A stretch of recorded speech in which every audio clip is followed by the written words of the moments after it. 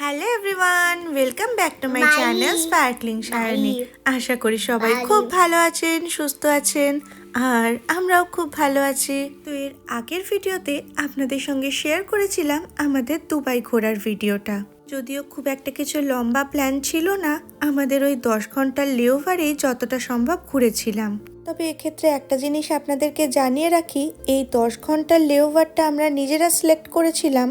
তবে এটা যদি এয়ারলাইন্সের তরফ থেকে মিনিমাম লেওভার টাইম হয়, তাহলে এই ভিসার খরচা বা হোটেল খরচা সমস্তটাই কিন্তু এয়ারলাইন্স থেকেই দেয়। যাই হোক, আমাদের আর এই লম্বা এয়ারপোর্ট এখন হাঁটতে হবে না, আপাতত আমরা উঠে পড়েছি ব্যাটারি গাড়িতে। এখন আমাদের ফ্লাইট যে গেট থেকে আছে সোজা আমাদের সেখানেই নিয়ে গিয়ে নামাবে। ওই যে দেখুন, বাইরে দিয়ে দেখা যাচ্ছে এমিরেটসের ফ্লাইট দাঁড়িয়ে আছে, অলরেডি ফ্লাইট দিয়েও দিয়েছে। তো চলুন এক এক করে আমরাও সবাই এবার উঠে পড়ি ফ্লাইটে। আর এটা যেহেতু রাত্রিরের ফ্লাইট, তাই মোটামুটি ওই ঘুমোতেই পৌঁছে যাব। এমনিতেই ঘুরে ঘুরে তো আমরা প্রচণ্ড টায়ার্ড। রনি তো অলরেডি ওর বাবার কোলে ঘুমিয়েই পড়েছে, তাই ওকে কোলে কোলে নিয়ে যাচ্ছে। আর এই যে ফ্লাইটে বসে পড়েছি, রনি তো ঘুমে কাদা, আমাদেরও ঘুমে চোখ জুড়ে আসছে। কারণ এখন বাজে হচ্ছে রাত ওই 3:30 মতন। আর এটা হচ্ছে দুবাই টাইম, এরপর যখন জার্মানি যাব তখন টাইমটা আরেকটু কম হয়ে যাবে। তাহলে আর কি, এই রাতের শহর দুবাই দেখতে দেখতে চলুন আমরা এবার পৌঁছে যাব জার্মানিতে। আর রাতের বেলা এত সুন্দর আলো ঝলমল করছে শহরটা, অসম্ভব সুন্দর লাগছে দেখতে। ওদিকে মাঝখানে কখন একটু চোখ লেগে গেছিল, এখন বাজে হচ্ছে ভোর 4:45, দিয়ে গেছে এই স্ন্যাক্সটা। আর তারপর তো সকাল হলেই ব্রেকফাস্ট, এখন বাজে হচ্ছে 8:13, মানে এটা দুবাই টাইম, যদিও আমরা রয়েছি ফ্লাইটের মাঝপথে। কিন্তু ফ্লাইটে তো টাওয়ার না থাকায় টাইমটা ওইভাবে আপডেট হয় না, তো লাস্ট যে ডেস্টিনেশনটা ছিল সেটা অনুযায়ী টাইমটা দেখাচ্ছে। তো আপনাদেরকেও দেখিয়ে দিই ব্রেকফাস্টে ওরা কি কি সার্ভ করেছিল। এখানে দিয়েছে হচ্ছে একটা ক্রিম চিজ, সাথে বাটার, একটা স্যালাড, আর দিয়েছে হচ্ছে কিছু কাটা ফল। আর তার সাথে মেন যে খাবারটা ছিল সেটা হচ্ছে চিলি করিয়েন্ডার অমলেট, তার সাথে ছিল আলু টিক্কা আর চিকেন টিক্কা। এতগুলো খাবার তো সকালবেলা মোটেই খাওয়া সম্ভব নয়, তার উপর এখন আবার রাত না দিন সেটাই বুঝে উঠতে পারছি না। তো তার সাথে জুস এই সমস্ত ছিল। আর এটা হচ্ছে বাচ্চাদের মিলটা। ও সাথে আবার ব্রেডও ছিল। ওদিকে অভিক্ত খেতে শুরু করে দিয়েছে, আর রনিও টুকটুক করে খেতে থাক, বাকিটা না হয় আমি খেতে খেতেই ওকে খাইয়ে দেব। ওদিকে তো সকালও হয়ে গেছে, আর আমরা এখন জার্মানি ঢুকছি। তো এই ফ্লাইটটা আমাদের নিয়ে যাবে হচ্ছে ফ্র্যাঙ্কফার্টে। এই ফ্র্যাঙ্কফার্টে যতবারই আসি প্রথম আসার কথাটা মনে পড়ে। রনি তখন অনেক ছোট, ওর বয়স ছিল মাত্র 4.5 মাস। আর ওইটুকু পুচকেকে নিয়ে প্রথমবার আমরা এসেছিলাম জার্মানিতে। আর সেই 4.5 মাসের রনি আজকে 4.5 বছরের। এখন ফ্লাইটটা ল্যান্ড করছে, ওর বাবা তাই কানটা আটকে ধরে আছে। কানের এত ব্যথা নিয়ে আমরা কলকাতা থেকে উঠেছিলাম, রীতিমতো ভয়েই আছি, কারণ এই ফ্লাইট ল্যান্ড করার সময় আর টেক অফের সময় এমনি বড় মানুষদেরই কানে ব্যথা হয়। আর ওকে তো এমন অবস্থায় নিয়ে এসেছিলাম আমরা সবাই, তাই প্রচণ্ড টেনশানে। আর এরপর আবার আরেক টেনশন, ফ্লাইট ল্যান্ড করার পর আমরা কখন লাগেজ পাবো, কারণ ট্রেনের টিকিট তো আমাদের আগের থেকেই কেটে রাখা আছে। তবে হাতে যথেষ্ট সময় নিয়েই টিকিটটা কেটে রাখা, যাতে লাগেজের জন্য আমাদের আর ট্রেন না মিস করতে হয়। তবে প্রথমবার যখন এসেছিলাম জানেন, এতটা তো জানতাম না কতটা কি লেট হবে বা কতটা কি সময় লাগবে। আমরা এত পরে টিকিট কেটেছিলাম যে অনেকক্ষণ আমাদের ওয়েট করতে হয়েছিল। ব্যাস, আর চিন্তা নেই, ফ্লাইট ল্যান্ড করে গেছে। আর এই দেখুন না, এই ব্যাগটা দেখে আবার মনে পড়লো কখন আমাদের মাঝপথে এসে কিছু খেলনাও দিয়ে গেছিল। তবে রনি তো ঘুমোচ্ছিল, তাই ওই অ্যাক্টিভিটি কিটটা ওর আর এই ফ্লাইটে কোনো কাজে লাগেনি। চলুন, এসে গেছি আমরা লাগেজ বেল্টের কাছে।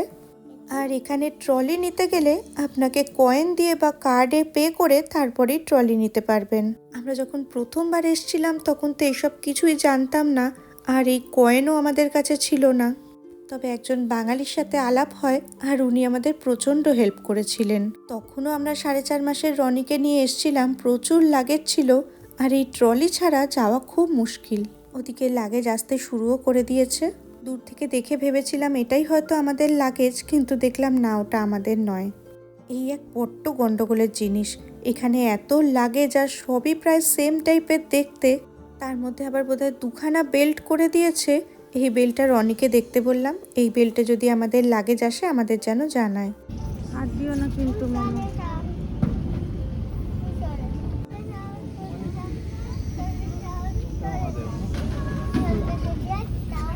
দাঁড়া মামা বলবে।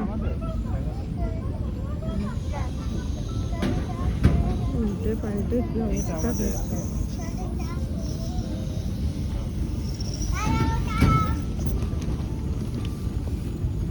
একজন এসছে,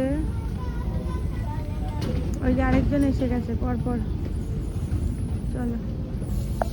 এই যে দেখেছেন লাস্টে যে লাগেজটা আসলো ব্লু কালারের, আমরা তো সব এবারে কভার পরিয়ে নিয়ে এসেছি। প্রথম ওই লাগেজটাই আমার কনফিউশন হয়েছিল। আর এদিকে এখন আমি পরে আছি অভিকের জ্যাকেট, আর অভিকের এই সোয়েটারটা কলকাতা থেকে কেনা। আমি যখন এসছিলাম তখন তো প্রচণ্ড গরম, একটাও সোয়েটার তো নিয়ে আসিনি। আর অভিক যখন এসছে 1 মাস পরেই হঠাৎ করে খুব ঠান্ডা পড়ে গেছিল। তো অভিক এই জ্যাকেটটা পরে আসে, ফেরার পথে আমি ওই জ্যাকেটটা পরে নিই, আর ওর কলকাতা থেকে একটা সোয়েটার কেনাই হয়েছিল সেটাই ও পরে নিয়েছে। আর রনি দেখেছেন, রনি যেটা পরে আছে মাথার টুপিটা হচ্ছে ওর বাবার ছোটবেলার। ওর জন্য অবশ্য সোয়েটার জ্যাকেট সবই নিয়ে আসা হয়েছিল, তবে এখান থেকে ওর বাবার ছোটবেলার বহু জিনিসপত্র এখন আমরা নিয়ে যাচ্ছি। আর ওদিকে তো আইস ট্রেনের টিকিট আমাদের আগের থেকে কাটাই ছিল, সেটা করেই এখন আমরা যাব স্টুটগার্টে, স্টুটগার্ট হাউপবানহফ।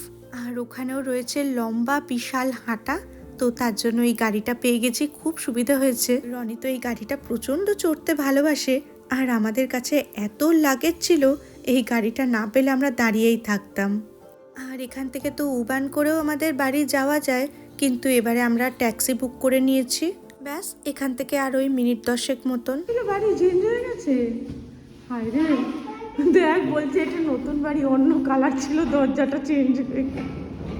কি অবস্থা, এটা আমাদের বাড়ি না, ভুলে গেলি তুই? দুপুর এখন 1:30 বাজে, ফাইনালি আমরা বাড়ি পৌঁছলাম। আর দেখুন ওকে ওর বাবা ভিডিও কলে বলেছিল ওর জন্য একটা পেপা পিগ বুক কিনেছে। ও ঠিক সেটা মনে রেখেছে, বাড়ি ঢুকেই খোঁজ পড়েছে ওর বইটা কোথায় গেল। এটা বাবা কিনে দিয়েছে তোমাকে? ও, এটা খুঁজছিলে? করো, পড়াশোনা করো তাহলে। লাগেজের পুরো পাহাড় একদম মনে হচ্ছে। ওটা যে লাগেজ এসছে। জলের বোতলের ব্যাগে দেখ। হ্যাঁ, একটু শহর তোর পরিষ্কার করা ঘরটা একটু দেখাই। একজন তো চড়ে পড়েছে। 2 মাস পরে ঢুকলাম, মনে হচ্ছে কত দিন পরে ঘরটায় ঢুকলাম।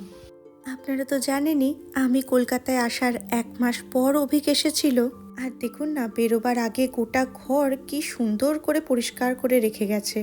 বেশি বলে আবার লাভ নেই বাবা, বেশি বললে বলবে আমি থাকলেই নাকি ঘরদোর নোংরা হয়। এই 1 মাস আমি ছিলাম না, তাতে নাকি ওর ঘর একটুও কেউ নোংরা করেনি।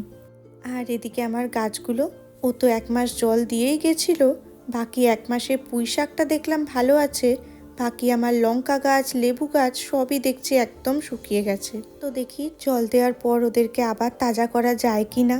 তবে এই লঙ্কা গাছটায় জানেন প্রচুর ফুল আসতো, কিন্তু এত বড় হয়ে গেছে একটাও লঙ্কা হচ্ছে না। আর বাইরে কিছু কুমড়ো গাছ লাগিয়েছিলাম, সেটা তো কবেই ঠান্ডায় মরে গেছে। দাঁড়ান চটপট আগে জলটা নিয়ে আসি। এই পুঁই শাক গাছের আইডিয়াটা আমার এক দিদির থেকে পাওয়া। এখানে সব জায়গায় পাওয়া যায় না অবশ্য, যখন ফ্র্যাঙ্কফার্ট থেকে পুঁই শাক নিয়ে আসি সেখান থেকে 1-2টো ডাল বলেছিল এরম জলের মধ্যে ভিজিয়ে রাখতে, তাহলেই নাকি সাদা সাদা মূল বেরোয়। আর সত্যিই তাই জানেন, শুধু জলের মধ্যেই ভিজিয়ে রেখেছিলাম, এত সুন্দর মূল বেরিয়েছিল। তারপর ওটা নিয়ে মাটিতে বসিয়ে দিয়েছি, তবে এবার মনে হচ্ছে একটু বড় জায়গায় বসাতে হবে। যে গাছগুলো শুকিয়ে গেছে তাকেও একটু বেশি করে জল দিয়ে দিলাম, দেখি যদি জ্যান্ত হয়। আর এটা তো স্নেক প্ল্যান্ট, খুব একটা বেশি জল লাগে না এতে। তবে এই গাছটা বলে ঘরের মধ্যে রাখা নাকি খুব ভালো, রাত্রিবেলা এই গাছটাও নাকি অক্সিজেন দেয়। চলুন, সব গাছে মোটামুটি জল দেওয়া হয়ে গেছে। ওদিকে ওর বাবা বসেছে এক গাদা চিঠিপত্র নিয়ে। এতদিন ছিলাম না, আর জার্মানিতে তো জানেনই প্রচুর চিঠিপত্র আসতেই থাকে। আর এরপর খাওয়া দাওয়া করে করবো একটু রেস্ট। আজকের মতন ভিডিওটা তাহলে এখানেই শেষ করছি।